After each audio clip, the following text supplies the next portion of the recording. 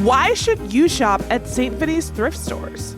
They're a local retailer, so your dollars spent stay right here in Dane County. They have 7 stores throughout the county, including Dig and Save Outlet Store, which you can pay by the pound. Vinny's provides direct charity to local families in need through clothing, furniture, and household goods vouchers. And store proceeds support the St. Vincent de Paul Madison Food Pantry, Pharmacy, and Micro-Lending Program. So shop at St. Vinny's today.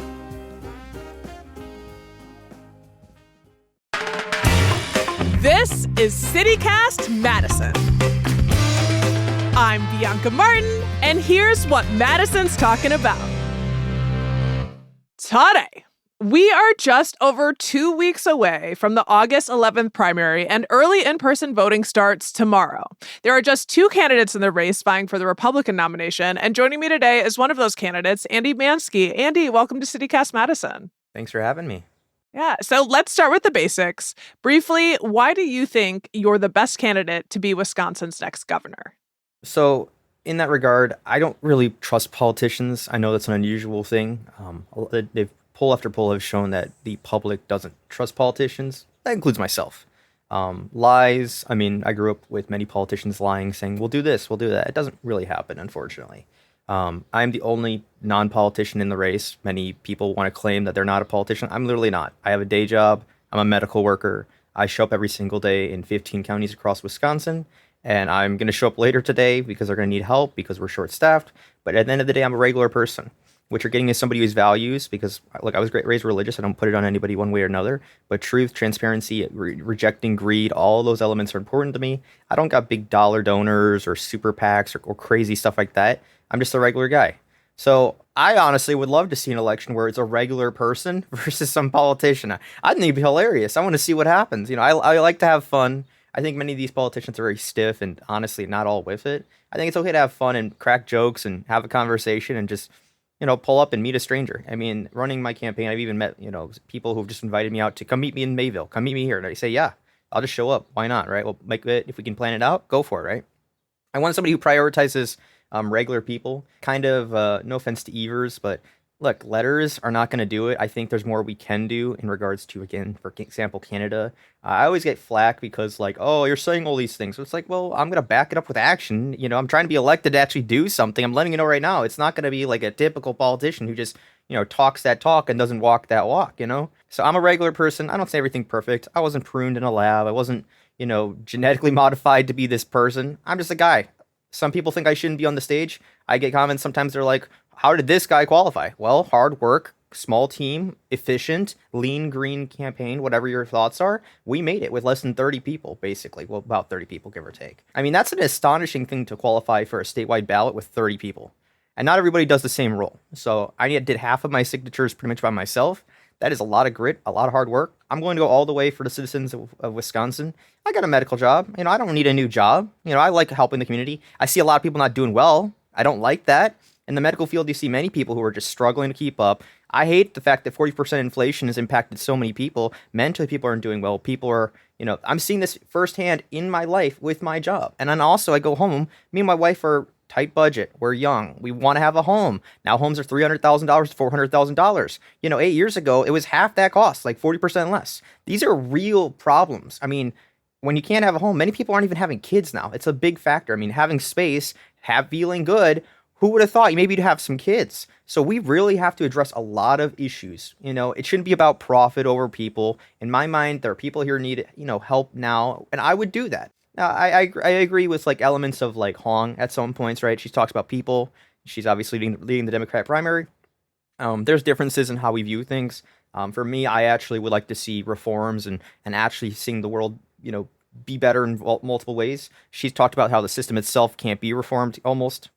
Before we get into the comparisons between the candidates, I want to respond to a lot of what you said. You know, you're obviously able to articulate the issues well, and like you're living them, and you're highlighting a lot of issues that are like core to Wisconsinites' experience right now.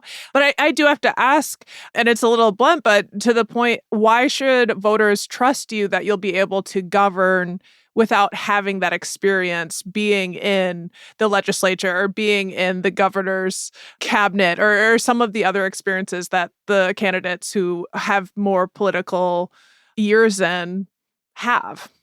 Let's talk about experience, okay? I ran against Bill Berrien when I first entered this race. I ran against Josh Oman. These are both figures who are way more politically involved. They aren't here. I am here. I've outlasted Sarah Rodriguez. I've outlasted a lot of people with massive scandals. We submit financial statements. We've run a campaign. We have yard signs, running and being at governor forums and going toe to toe and going into the Lion's Den at points. We just go and we do all the media. We show up for citizens wherever they are.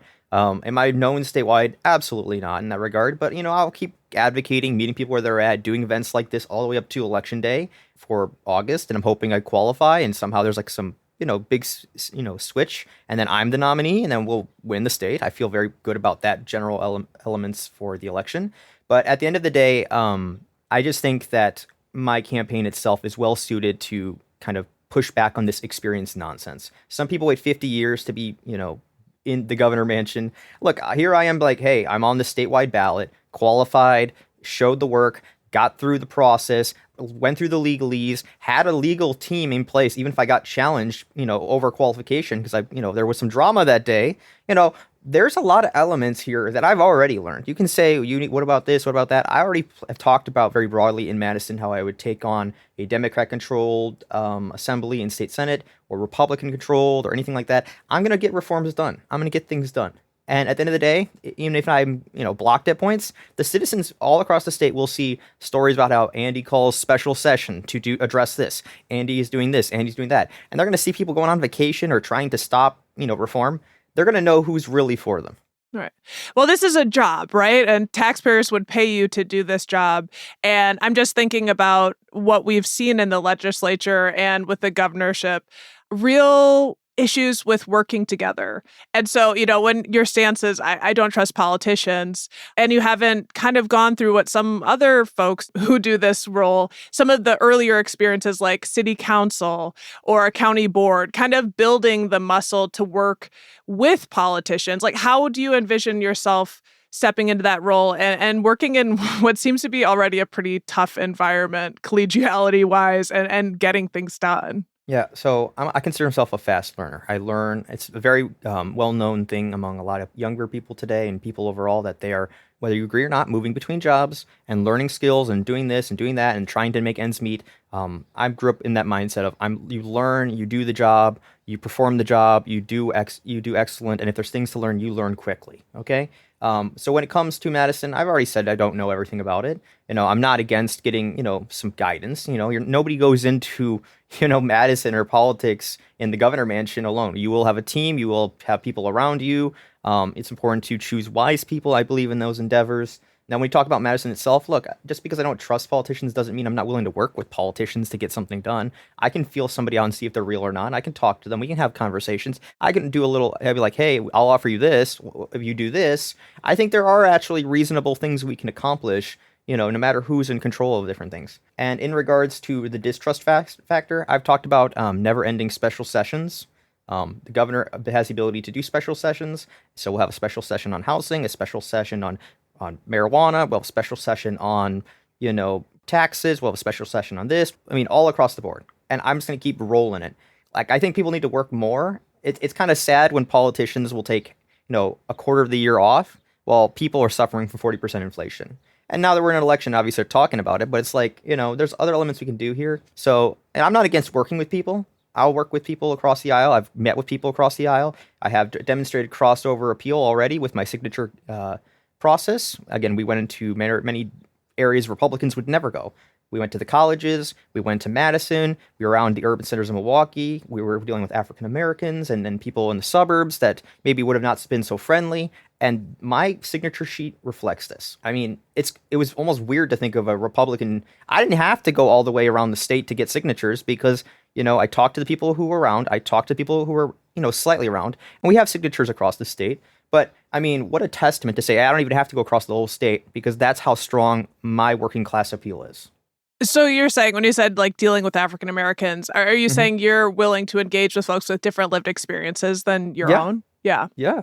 Yeah, I mean, I deal with that already in my life. I mean, I work medical. At this point, I don't think it's to be honest, I don't. I have family that are Democrats. I have family that are Republicans. I have family that are, considered very independent. I have family across the political aisle. I love them. Sometimes, they get a little heated in conversation, but I love them.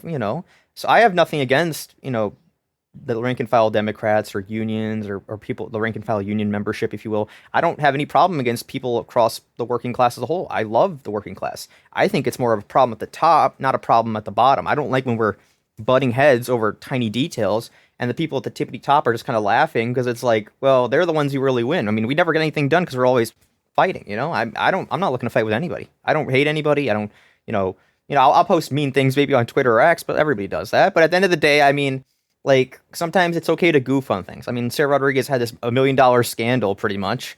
And like, I'm also a business student. I went and studied finance. I do economics. I do a household budget with my wife on a very tight budget. It's not always fun.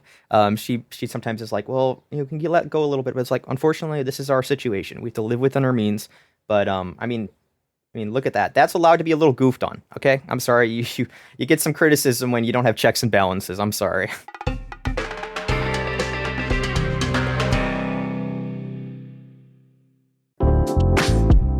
Madison's young professionals are on the move, volunteering more, growing their careers, and making connections offline. If that sounds like your vibe, Madison Magnet is your low-stakes, high-energy way in. Right now, they've got discounted memberships and a calendar full of networking events, volunteer opportunities, and fun ways to get involved. It's the perfect time to join.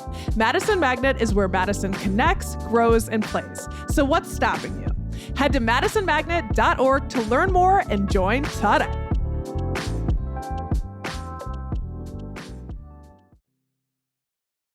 I appreciate you talking about these different experiences and how they set you up to lead the state.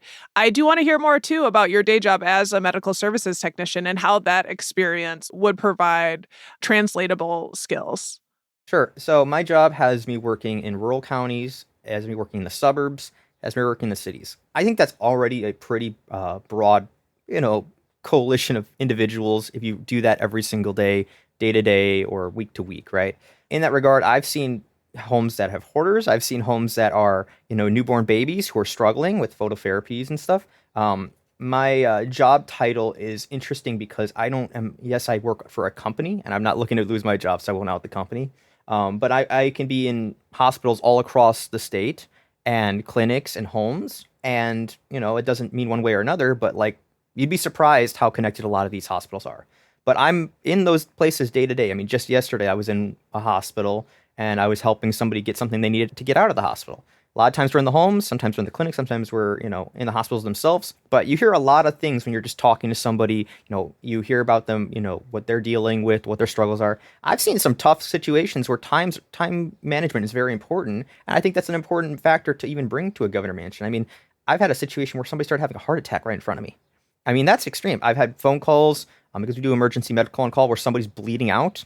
I mean, these are serious factors. I mean, I lose sleep and whatnot, but I'm proud to show up every single day for Wisconsin citizens across the state. So I think a lot of the other candidates running the race kind of looked at me as like this is a free citizen guide, because you're looking like, oh, this is like the average citizen, because they don't know what citizens are like, a lot of these politicians. So then all of a sudden I entered the race. I posted on my Ballotpedia way back then, hey, I'm concerned about 15 to 20% unemployment from AI. I see many, jobs that'll be impacted. We need to prepare. AI wasn't going to even be talked about probably in this race at all until I entered and started, maybe being extreme, but I'm like, hey, I don't want to see, the teacher, the quick trip, worker, and then her third job is, delivering food at DoorDash, and now that's automated where it just self-drives to the house, and they don't have a job, that income is gone, they need that income. I mean, we have to talk. There's a lot of issues that need to be talked about. So I'm very proud of the race I've run, bringing so many issues to the forefront. This race has changed dramatically because of having a regular person on that ballot. Well, I did want to ask you about data centers, because that is one of the hot button issues, and it is very much about the common man and what kind of economy are we going to have? Where are we going to fit in, right? Where do you stand with data centers? Like, there's discussions about a statewide moratorium, bans. Like, what is your thinking there? So I'm farther than Hong to the left on this issue, as weird as that sounds, but I'm also, more right. It's really complicated. Personally, I went to Port Washington. It was a very radicalizing experience. I mean, I was invited by a friend to go to one of their meetings, and I just said, "Yeah, why not? This is community. He's something he's passionate about. I'm gonna go." They took half of us. There were hundreds there, and shoved us in the basement for 4 hours. I was not a happy camper. It's not a good thing. People are having to leave. People cry. Kids crying. Like, it's not a good feeling. You get to watch from the basement. It's not a good thing when native populous people are like, "Hey, you guys didn't tell me. Now you're planting wire in my thing." Oh, eminent domain. Well, eminent domain. We claim your property. Wow. I'm like, what? No, I mean, it was crazy. I mean, I got to speak finally after 4 hours.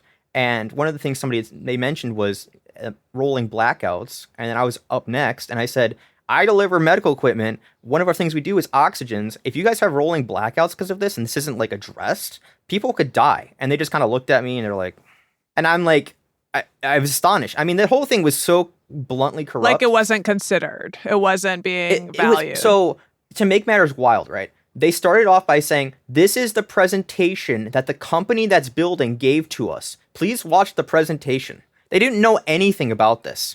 So somebody would go up there and be like, "How many jobs are you going to have?" "Well, the company says maybe 20 jobs after 7 years." And I'm like, what? That's like the whole thing people talk about is a lot of it is the jobs, 20 jobs. And then somebody asked it was like, "Will AI take those jobs?" No comment. They don't know anything. It's like, and they were like, "We flew out to Virginia. We saw nothing there in the CEO headquartered building in Virginia." And I'm like, this is so bluntly corrupt. I was astonished. I don't consider it good for Wisconsin. For folks who don't know, Port Washington is one of the major data centers that was approved and it is in process of being built. This is a $15 billion AI and cloud facility developed by Vantage Data Centers in partnership with OpenAI and Oracle. And yeah, I mean, that a lot of the like city council coverage and videos that are coming out of there, I mean, people were not happy. No. I mean, so going into that again, they said they had a meeting where 2 people came, but they advertised it with a single letter that never arrived. And there was so much shady stuff behind the scenes. So going off of that, I have frankly speaking, I just want to ban them at this point. I don't consider them good for Wisconsin. I think I look at all 50 states. We're all rushing into this thing. The main reason being we need to stop China, compete with China. And I'm like, China will steal our technology anyway. Any technology we get, they're notorious for doing this, right? Also, China isn't really doing that. I mean, they'll say they are, but behind the scenes, it's coal, it's pollution, it's industry first before environment. That air isn't even breathable in China. I mean, it's basically a prison state. No offense, we shouldn't really be trying to follow into China's steps here.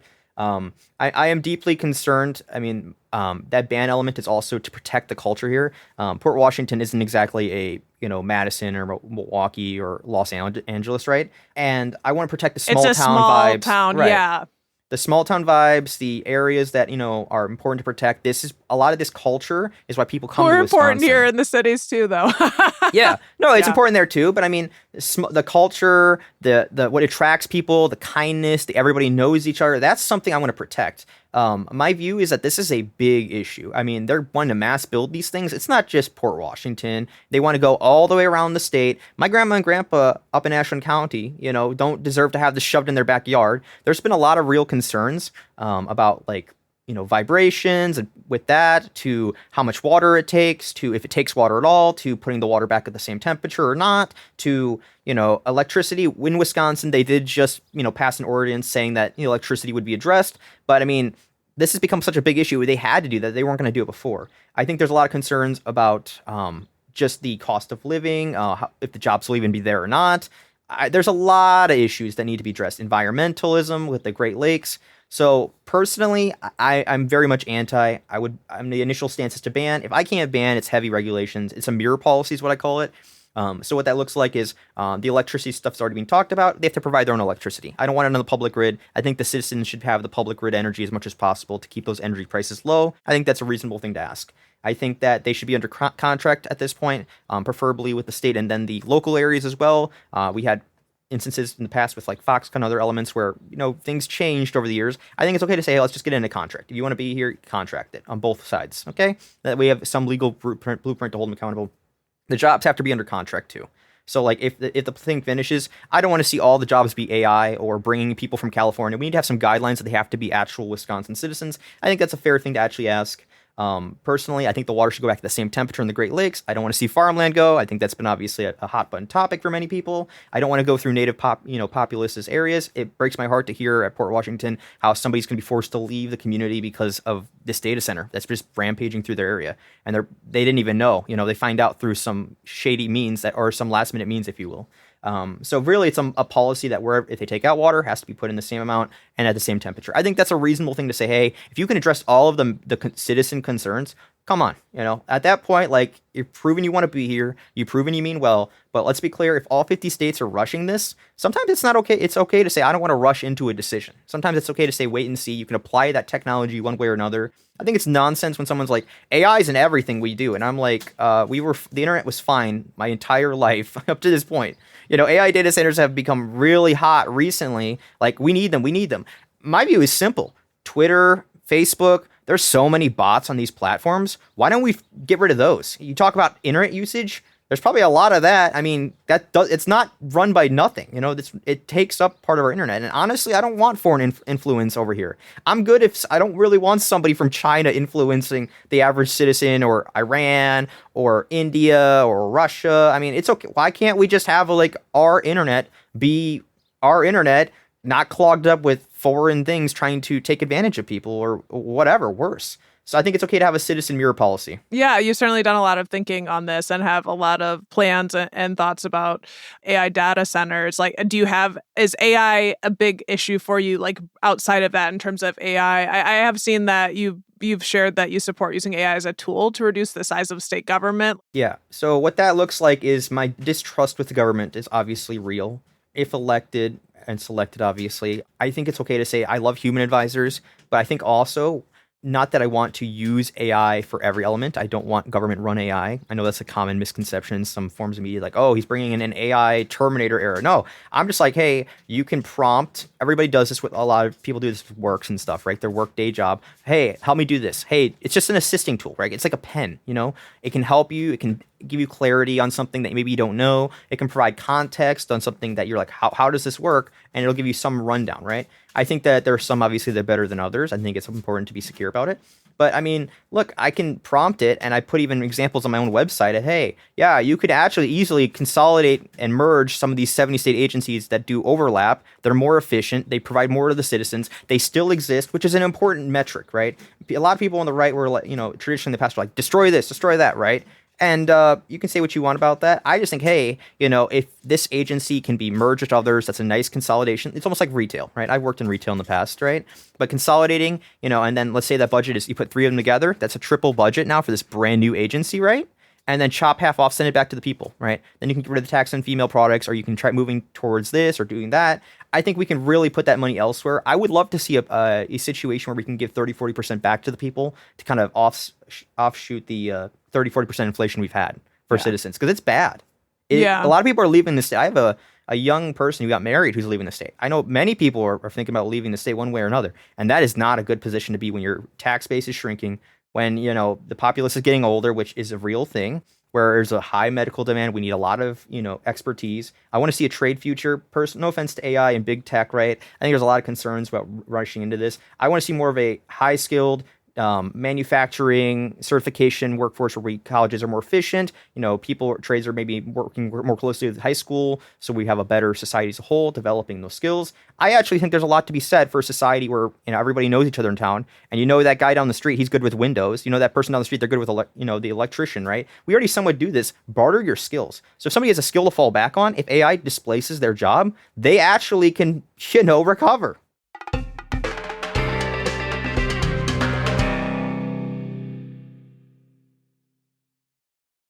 I do want to talk about something that was kind of fun and interesting.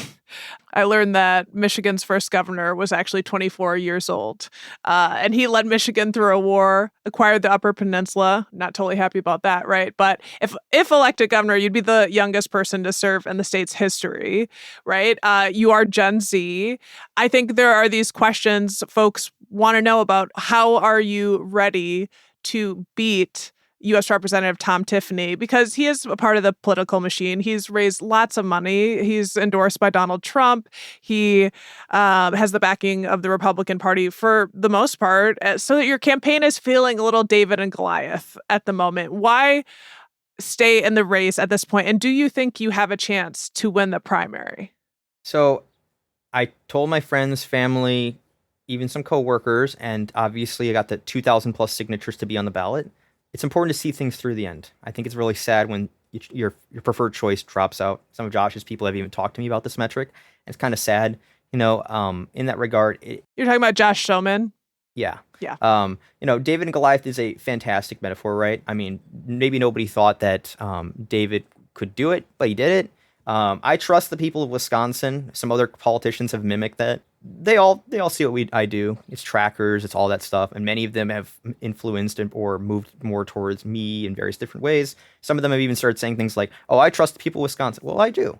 And so if it doesn't work out, no sweat off my back, right? I can always run again in a couple of years or do a different office or whatever. I don't think some people have said I burned bridges. I was running before Tom Tiffany entered the race. If you talk about money and endorsements and whatnot, look, at this point in my campaign, we did our filing recently. I talked about lean campaign that it does it a lot and is efficient and whatever. $114. That was my total spend. Oh, wow. The entire campaign. So, I mean, if we're going to talk about money... You're talking about a budget and staying in your life. You talk about maybe an extreme budgeting, like one of those TV shows. $114 is what we filed, and that's it. And honestly, I'm proud of that. I protect my, citizen-run money in that regard that was given to me. I trust people. That money will be taken care of and used wisely and, put back and whatever we have to do. But at the end of the day, I'm a real person. I fight for people. At the end of the day, if anything's going to happen, it's the people who want change. They want a non-politician. They want a regular guy. If it doesn't happen and people don't do research, it is what it is. But I think Republican voters are very smart. I think that they do their research. I think they go, they look at the maybe nonpartisan voter guides. I think they look up who is this person on the ballot. I've never heard of him before. What's he about? I think that it's easy to be like, oh, this person is millions of dollars. It's like, what are they doing? How are they doing? What's the perception? What are their approval ratings? There's a lot of other factors behind the scenes. I still think that having a normal person going up against any of these Democrats would be a nightmare fuel for the Democrat Party.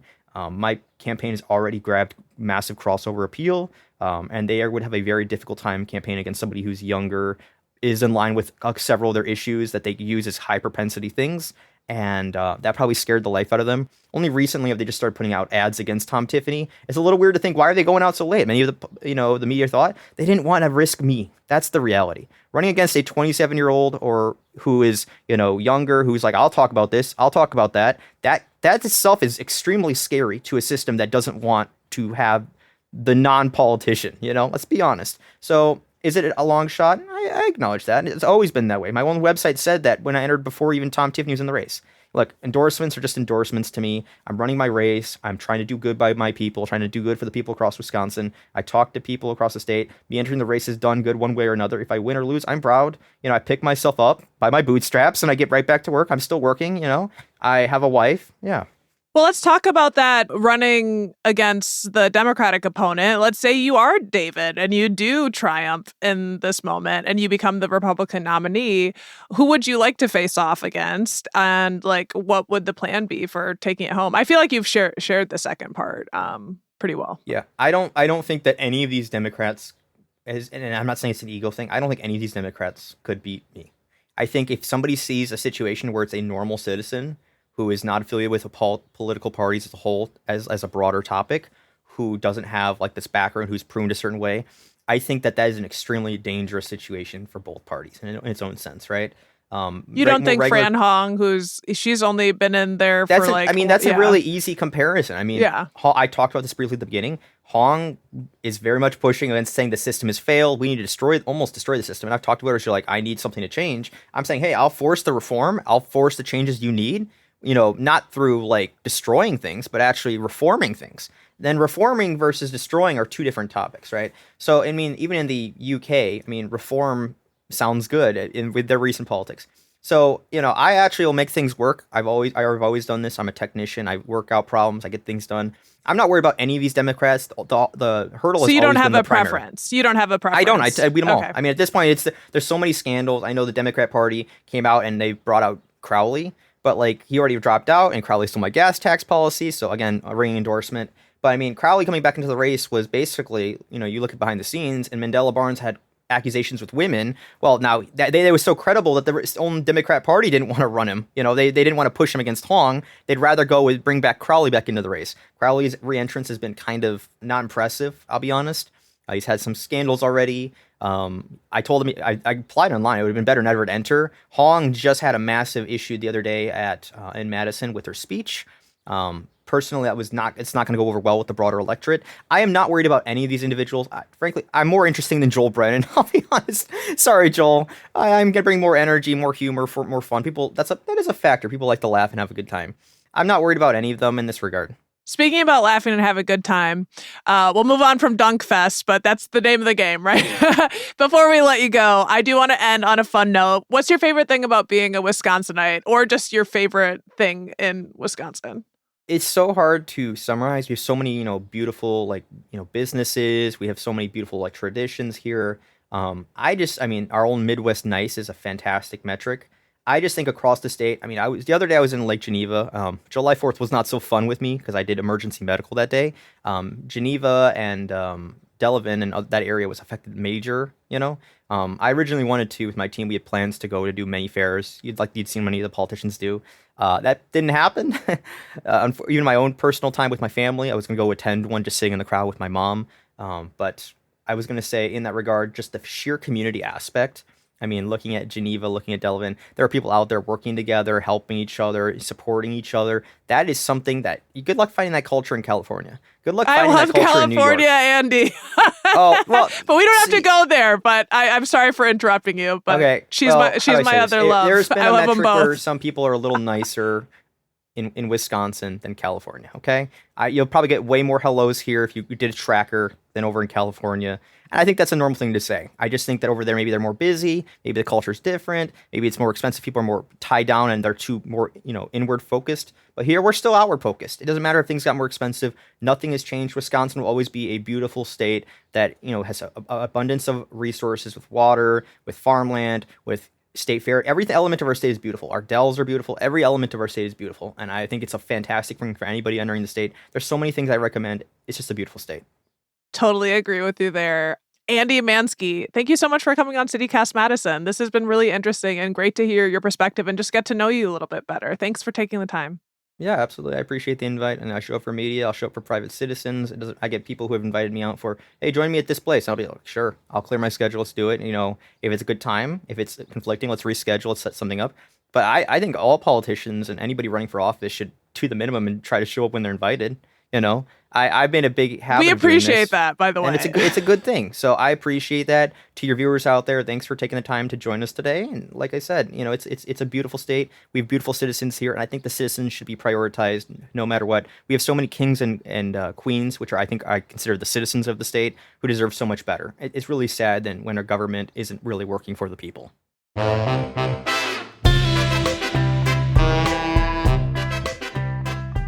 That's all for today here on CityCast Madison. I'm your host, Bianca Martin. Don't forget, you can support the show and get great perks by becoming a CityCast Madison neighbor at membership.citycast.fm/Madison.